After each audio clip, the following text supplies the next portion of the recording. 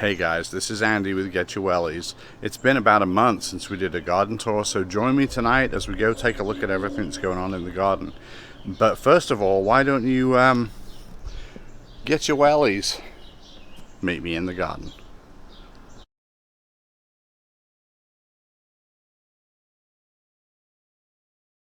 Okay guys, well this always takes so much more time than I anticipate. But we're going to try and move through the garden fairly quick, just so you can see what's going on. So if you followed with the last tour, you'll see there's a few new things. There's a few things that haven't changed a whole lot, and then there's some things that are just like going gangbusters out here. So let's start with these. These are pretty new. These are Anasazi beans, otherwise known as 1500-year-old cave beans.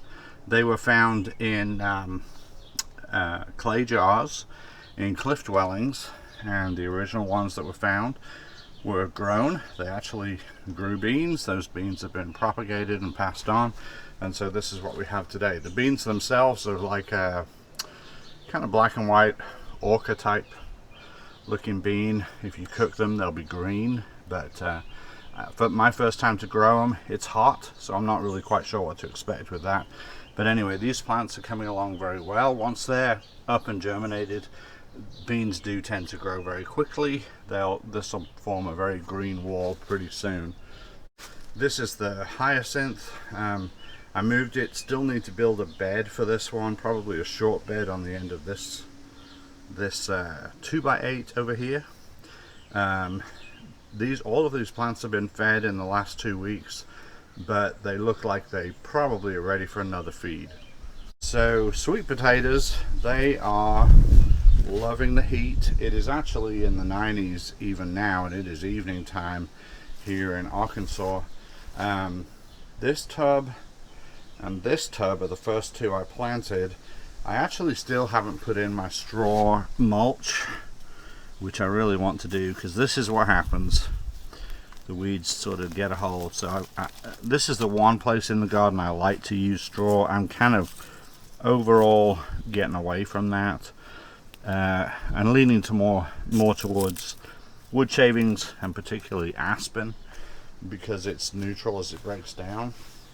These two tubs, as I said on the previous video, I would add more sweet potatoes, so that's what I've done, and these are starting to grow quite well actually. The vines, up the trellis, I mean. These are shishito peppers. We do have a few in here. Haven't tried them yet, but looking forward to that. This is a first for me to grow these. This side we have red ghost peppers, lots of flowers. Not really any pepper action yet. This is a yellow Trinidad scorpion. Actually this one really doesn't even have flowers yet.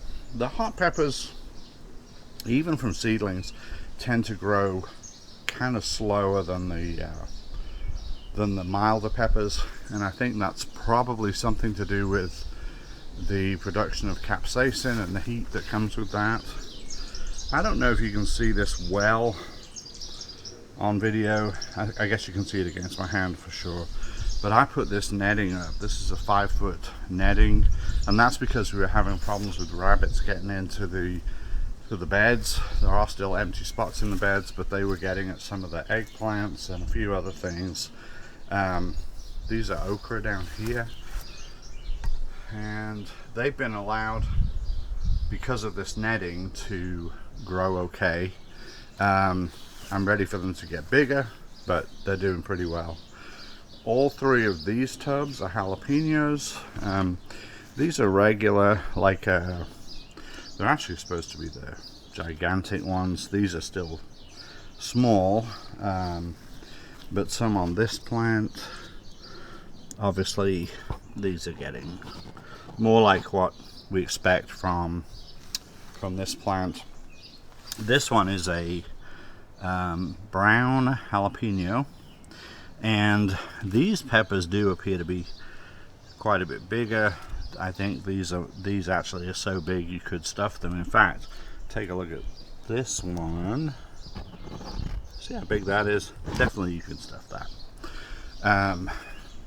So those are coming along well. Total of 6 plants. Last year I did, I think, 9.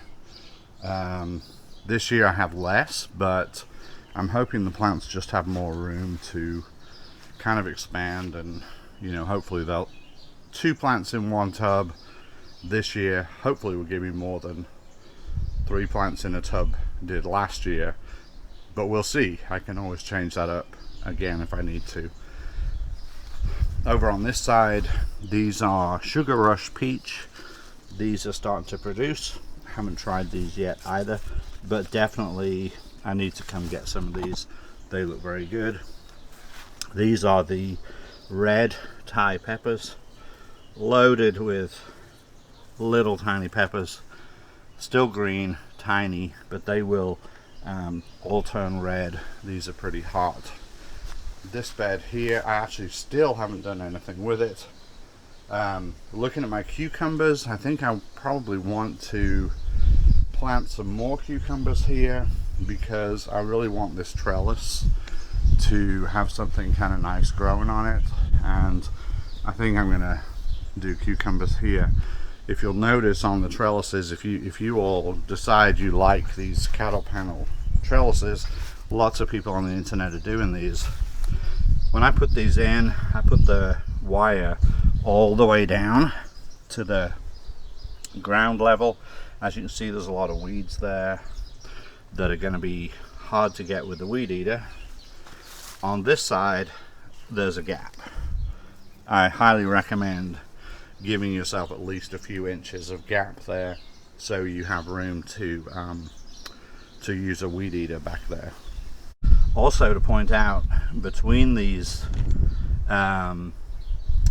panels, there's a lot of things trying to volunteer. The Malabar spinach, I think once you have had this in your garden, you're going to get it every year, like it or not. And I'll tell you more about that when we get to where I want this to be. I'm going to trim this. I'm going to move this trellis up where I can weed eat, and that's getting trimmed right there. And here, this was all over here last year. So, and this is a Chinese spinach, which is also a volunteer. I actually mowed this down once and it came back.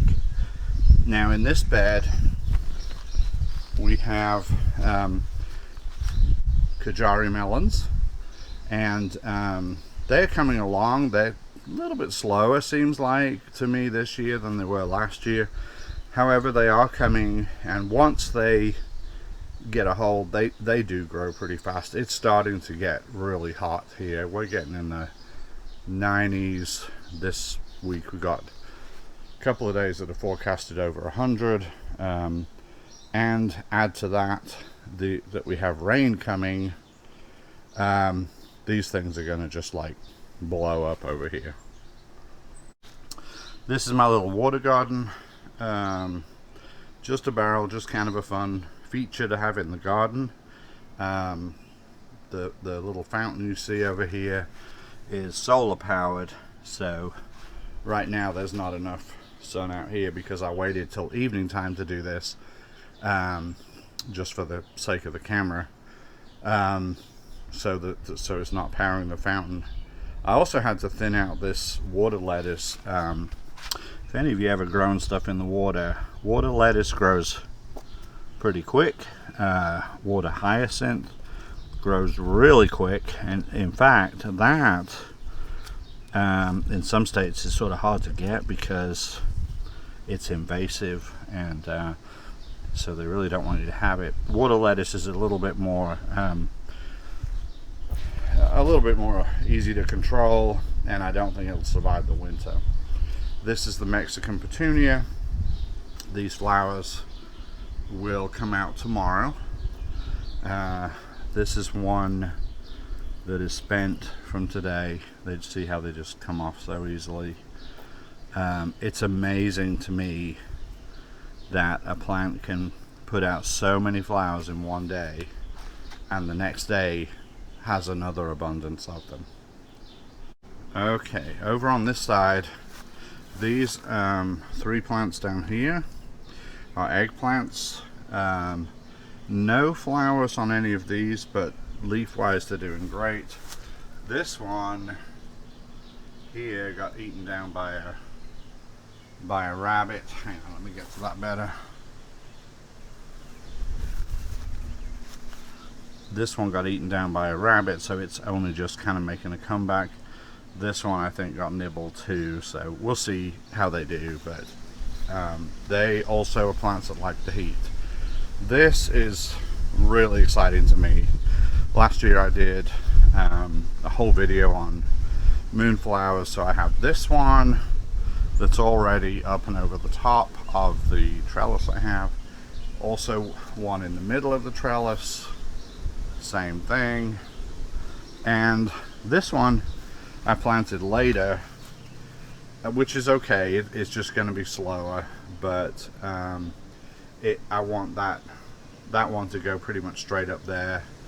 So that'll give us like 3 places where we have white flowers, and then down in between those, these 3 you see here, 1, 2, 3, are heavenly blue morning glories.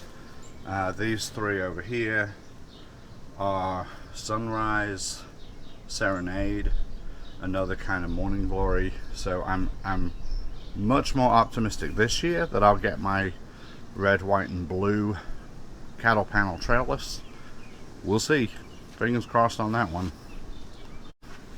So here we have banana plants. They are doing fantastic. They're already up over the fence. If you saw the last video, the best ones were about mid-chest kind of area on me. So these have gotten big. And I do have netting around these, but I'm actually thinking I'm going to take this 5-foot netting down and replace it with a flexible 2-foot netting, just because I want to be able to weed this a lot more easily. There's some grasses, as you can see here. There's a few weeds in the beds, and then once those are out, I'll go ahead and put the aspen in there. In this bed, it's actually the mulch you see here is actually the leaf mulch that I did a video on also during the winter time, and I'm just letting that kind of decompose there. I have another bag. I'm going to throw that on there, and it's another little experiment to see how that does. These plants are doing well, and I've only fertilized them 1 time thus far, so we'll see. I love banana plants. They do take up a lot of space. They tend to throw these pups out around them, so maybe keeping them contained to the bed might be a little tricky, but I'm going to give it a shot. I'm not going to let them just go crazy everywhere, because I know they can, but I really don't want to do that. Okay, so over here we have the Black Seaman tomatoes. Now, we had a problem with blossom end rot on several of our tomato plants. This one, I picked off the ones that I noted. This cluster down here has a couple of, I mean, you can sort of see, maybe my hand against there, some pretty big tomatoes down here. Nice little cluster of tomatoes. Also going up the plant, we have more. This one, last year I picked these kind of late. These look good.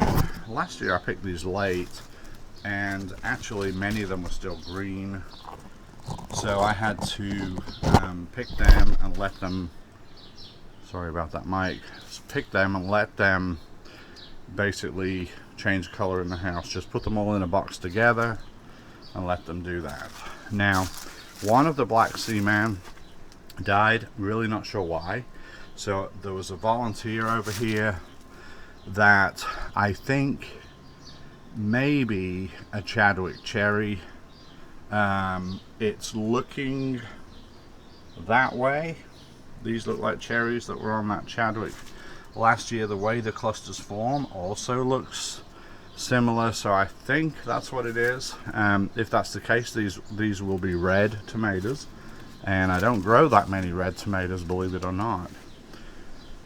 So we'll be watching that one. The atomic grape, this plant, I've really enjoyed this. So far this year, I haven't tasted one that's quite ready, so I have actually had to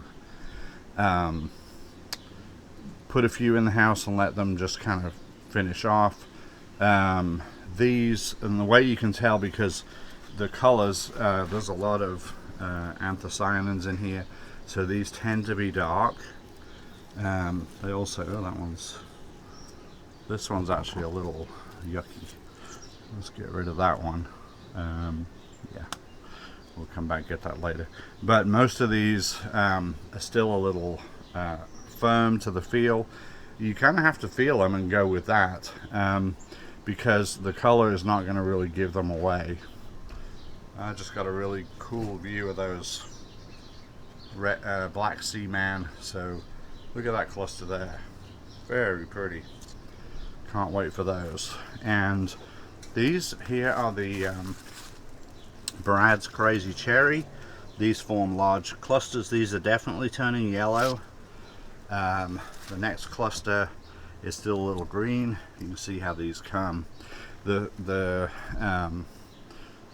form just like bunches of grapes. It's really kind of crazy that they can produce so many tomatoes, but these are a mild tomato. The skin is pretty thin, but these will be actually quite yellow. See how this one is yellow definitely compared to these up here. This is really what you're looking for. This one's probably almost ready actually, and it came off the vine super easy, so I'm going to taste that one. See also how they have like a, let me get that right, almost like a point on the end. This one is not so profound. Some of them, that point is pretty sharp. You almost got to be careful when you bite on it. Oh, that's actually very good. Yeah, that's really good. Let's see some blossom and rot. Some of these. Now these are Cherokee Purple. I don't know if I'm going to do these again or not. They're a wonderful tasting tomato. If I do them, it'll be in the ground in full sun. But I put them in just to see, and they still may do fine, but they don't look like they're doing that great. This is a moonflower that is for somebody else. I'm growing it for them, and this is actually, this has grown this upper vine here in probably about 4 days. It needs to go in the ground too. Now these are Nebraska Wedding. These are yellow tomato when they're done. Size wise, these are getting pretty close to where they need to be, but I'm not seeing any blushing towards yellow yet. I would say these probably produce less tomatoes than the Black Sea Man, but they are a very nice tomato. That they're sweet. I just like the name, to be honest. I can be sold on such easy things, but a name. This one here is pretty big, but these will be really yellow. I don't have anything that's even really blushing yet. Let's go around the other side and see. Now, no, I'm just not really seeing that. This side of the canopy I have here with the shade cloth on, they get a little more sun. This kind of area right here gets more morning sun exposure, but these are still not really blushing yet.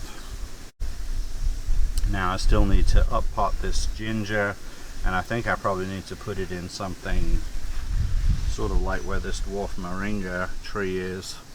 The main thing with ginger, you really want them to have space for the roots to expand. They grow out of a rhizome, the rhizome is actually the main part of the stem, but it grows underground, and it will grow kind of lateral to the plant. So this may already be pretty full. I'll find out when I move it, but I probably need to move it to a tub, something like this one, which isn't being used and would probably make a good place for it. This is, oh, it's probably almost 2 feet across.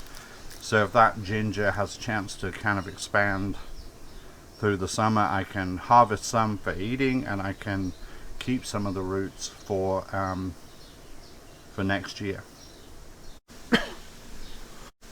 Now this is my archway trellis. I have 3 of these, and just one of them really has a whole lot on it, and it's all on this one side. This is my cucumbers, and a friend of mine started cucumbers. I started tomatoes this year, and we kind of helped each other out with that. So as you can see, we do have, these are China jades. These are a long cucumber reminiscent of a English cucumber variety. So several of those coming along. Cucumbers in my world are not hard to give away if you have too much. There's only 2 of us, so we certainly have extra to spare at times. So these have been good. These have been the first cucumbers to produce. I think the ones I'm going to plant on the empty trellis are going to be Monicas, which are a parthenocarpic variety, meaning basically they're loaded with female hormones, so you don't have to have them pollinated by a male plant. They'll just grow cucumbers. It's awesome. This year I have not planted a whole lot of herbs in my garden. This is sage from last year. This is dill that I started in my aerogarden. This is Tangelo thyme, which I did the same thing with. These are all tiny, but I'm going to see what they do. They actually haven't been out here very long. But I didn't do much with herbs this year, so we'll see. Now down amongst the cucumber vines, I didn't point this out, but there are some radishes in here. And these are icicle radishes. They're white. My reasoning for planting these is that I did hear that they may deter squash bugs. Haven't seen any squash bugs yet, but these have not gone to seed yet, and that's when they would work to do that job. So we'll kind of see what happens through the season. I'm going to be planting a few more cucumbers, squash, zucchini, that kind of stuff. So squash bugs typically are a problem when you have those things, but I'm going to plant these white radishes every time I plant any of those other things too, and we'll see what happens. We'll see if that's a valid theory or not. Now this trellis is up against the side of my shed. This part of the yard gets sun for a few hours a day, and it's fairly bright outside of that. In this grow bag and this one, I have Malabar spinach. The 2 plants you see, this one in the middle of this grow bag and the one at the back of this grow bag, were volunteers. This one in the middle and this one at the back, actually I pulled up out of the pathway over there and put them in, and I really kind of tore the roots up when I did that, so I didn't expect them to live. They basically flopped over for 2 days and then they came right back. This stuff is really tough, especially when the weather's hot. So my plan is to just grow this up the trellis. It looks attractive. You can eat the leaves. The small leaves are okay, but I'm not a huge fan of it, I have to admit. I do know people who love Malabar spinach, and they take the smaller leaves and generally saute them, and that way they get a nice vegetable they like. It does have a lot of mucilage in it, much like okra, so it's a little kind of slimy. Slimy is probably the best word. Rosebush, still doing pretty well. It needs deadheading again. I had done that right after we did the last garden tour. Another rosebush. These are about spent. They still actually look kind of pretty though. This I definitely wanted to capture on the tour, because if I wait another month to do another tour, they're probably going to be gone. I have had these black-eyed Susans all of June to this point, and these come up every year without fail. They self-seed. Black-eyed Susans, once established, they just reseed and come back every year. So this spot is a very bright, colorful, very pretty area, despite being shaded, that comes up every year. I just love this part of the garden. Right next door to that, and these flowers were definitely not out last time, but they were getting close. This is bee balm. Just take a look. Come see if I can hold the camera pretty still. But look how pretty these flowers are. I get a lot of, this year, a lot of bumblebees, but these plants actually attract a lot of things. They do attract honeybees, but to me, not as much as they do bumblebees or wasps or even hummingbirds. But it's called bee balm because you can actually make a salve out of the leaves to help with bee stings. So this right now, it's kind of loaded with flowers. These have been out for a while, so I'm really kind of expecting they won't last much longer. But this is the first year they've really been out, like a lot of flowers at the same time as the black-eyed Susan. So, you know, from sitting over on the patio area, as I really like to do, this is just a super pretty part of the garden to me. Now, the rest of this bed, roses in here. This is a dwarf variety of knockout. But the rest of this bed is a little forlorn looking right now. There are still a few gladiolas here and there, and a few more to come. I may actually cut this and take it to my mother-in-law so she can enjoy those when they flower. This bed, just a little crazy overgrown. I do need to put water in here for the birds. They were actually in here today looking at me like, why haven't you filled this up yet? So I guess I need to fill that with water for them. It is supposed to rain, so maybe that job will get done for me. This bed is just a little wild too though. So there's ivy in here, just that one solitary hosta back in there.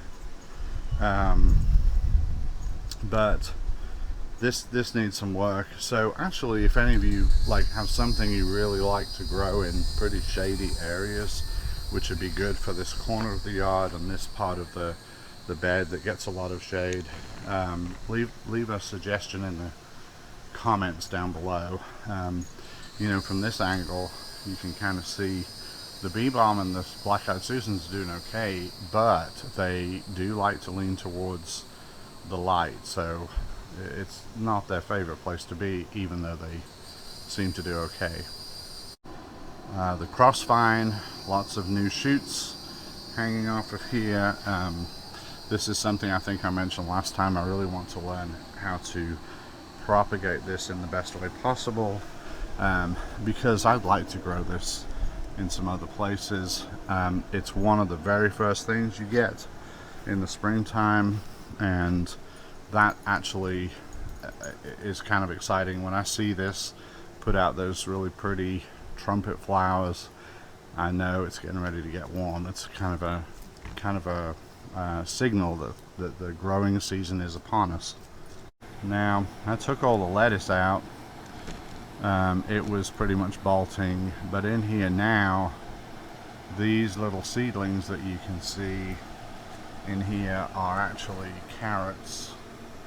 They're I believe the half Danver maybe, but literally the night that I put them out, we had a storm, and so all of my rows got washed around, so now they're kind of everywhere. But it's okay. I'm just gonna keep them moist, thin them out when they get a little bigger. Maybe we'll get a few carrots out of there.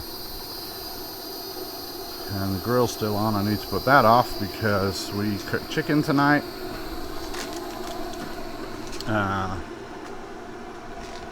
We grilled some chicken.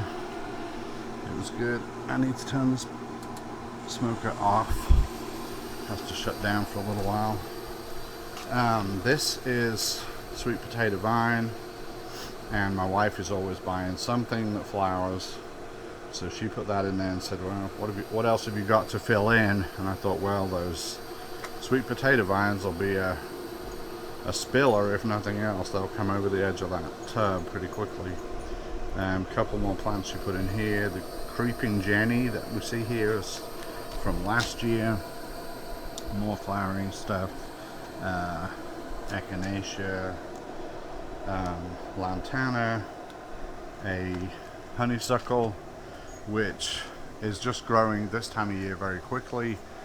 It's got literally branches growing out all over the place. It has made it to the other side of the trellis finally, so I think that bodes well for how this will look at the end of this year, and then when it comes back next year. These flowers attract hummingbirds like crazy. In the evening time they love to come and get their last feed from here. Smell wise, you know, honeysuckle kind of varies from the more ornamental kinds like this one, and the scent is not as strong, although sometimes in the morning it is pretty strong. Nice sitting out here with a cup of coffee and smelling the honeysuckle. And then the other end of the scale, it smells a lot stronger, but it's also a lot harder to keep under control because it grows so fast, just like the wild honeysuckle, that if you've ever had it on your fence, you can't kill it quick enough. I mean, you chop it all off and in a couple of weeks it's back. So but this is a very pretty kind. I like it. This was the black-eyed Susan vine. It's not putting out as many flowers. Everything probably is due for another feed. That would probably help. This is the calendula that I grew this from seed, and it's putting out its first flower. That's actually kind of cool. There's a bunch of other buds on here. I'll probably cut a couple of those off for mother-in-law too, so she can enjoy those. This is a hollyhock. This I also planted from seed in the aerogarden. Yeah, it looks like it's getting ready for a little action coming up soon. More lantana, marigolds. This back one is so tall, and I thought it's just a leggy marigold, goodness. But it actually is a particular variety. We don't have anything that gives us the name of it, but it's got a flower on top right now. But apparently it's known for growing tall, so that's I've never had one like that before, so kind of interesting. This is the greenstalk. Now, a couple things going on here. The basil, this has been doing well all season. We're letting some of this go to seed to help these tomatoes, but as you can see, this tomato, it's a micro tom. It is probably done, so it'll probably get pulled in the next couple of days. This one, let's see, and I'm just going to take these little red tomatoes off, take them inside. There we go, get that one, and let them, I just put these in a dish where they can all kind of ripen each other up. They release ethylene if you put them all together. That kind of helps them to get ripe. You can put them in a cardboard box. Some people say paper bag. You can do it, not really necessary, but you can. But see how these leaves are all starting to lighten up, and they're just kind of done. So if any of you watched the last video, I planted some orange hat. Now that was at the recommendation of one of my viewers who also has a really good channel. He's up in Minnesota, in zone 4, I believe. and his channel is called Mike's Chaotic Gardening. Definitely worth a view. He's kind of cool to watch. He really favors orange hat tomatoes for a small tomato, and like me, he likes to grow in the wintertime, probably in zone 4. I would be growing even more indoors too, but he has several setups, I think, indoors. This second tier, kind of at his recommendation, I went ahead and planted seeds in. I also planted some in the aerogarden inside to do like a side-by-side. I'm going to be honest with you, I probably have not watered these properly. These are some, I'm sure, tomatoes coming up here, but that's it. I'm going to show you the ones inside. I said we'd do a side-by-side comparison with growing outside in the greenstalk and then growing indoors in the aerogarden. Aerogarden's got this really beat for now, but some of it may be my fault. I may not have watered enough. It has been incredibly hot. The conditions on the inside right now are way better than outside, so it might be a little bit of an unfair comparison. So shifting inside for just a moment to take a look at the aerogarden. These are all orange hat tomatoes. Obviously we're having much better success indoors than outdoors. Again, I might be partly to blame just because I haven't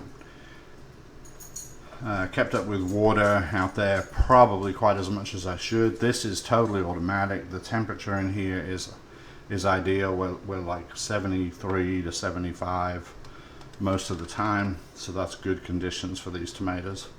So far, aerogarden's the way to go. Guys, thanks for joining me in the garden today. We're about to lose our light, so I'm going to wrap the tour up. Hope you enjoyed it. As you can see, a lot happens in 4 weeks. I may not wait that long to do another one, so be sure and join me again. Subscribe, follow the channel, give me a like if you like the video, and share it with your friends if you like it too. Also, be sure to check out Mike's Chaotic Gardening.